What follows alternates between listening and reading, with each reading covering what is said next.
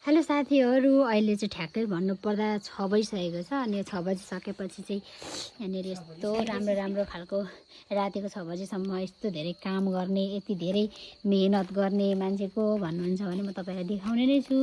र यो के हो भनेर उहाँ नै हुनुहुन्छ।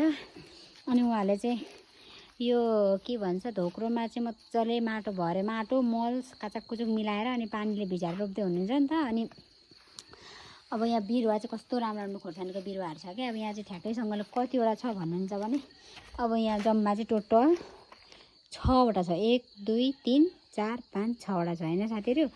अब यो चाहिँ पछि ठुल्ठुलो हुन्छ नि त। अब अझै हाम्रो चाहिँ यो त्यो के अरे सेतो सेतो देखेको ठाउँदेखि पनि एक लाइन लाउनको लागि लाउने भनेर भनेको चाहिँ यसमा चाहिँ 9वटा ढोक्रो हुन्छ। पछि तपाईँहरूलाई चाहिँ यो खोर्सानी फलेपछि पनि हामी देखाउने नै छौँ साथीहरू। अहिले खोर्सानीको बोटको अवस्था यस्तो छ है साथीहरू, हेर्नु है। तपाईँहरूलाई झुट बोलेको होइन, पछि पनि हेर्नुहुन्छ नि त। यो अब हेर्दै गर्नुहुन्छ नि त। अनि हेर्नु कस्तो राम्रो राम्रो क्युट क्युट खालको अनि बिरुवाहरू छ। अनि यो बिरुवाहरू चाहिँ देखेर कस्तो खुसी क्या। वाउ कस्तो दामी छ ए। अनि पानी पनि लाउँदै हुनुहुन्छ। अनि यस्तै हो साथीहरू, मेहनतीको घरमा अब यस्तै हुन्छ। मेहनत गरेपछि अवश्य के अरे मेहनतको फल पाइन्छ भन्दै यति नै आजको लागि भिडियो। किप वाचिङ साथीहरू। All right, bye bye everyone, bye by.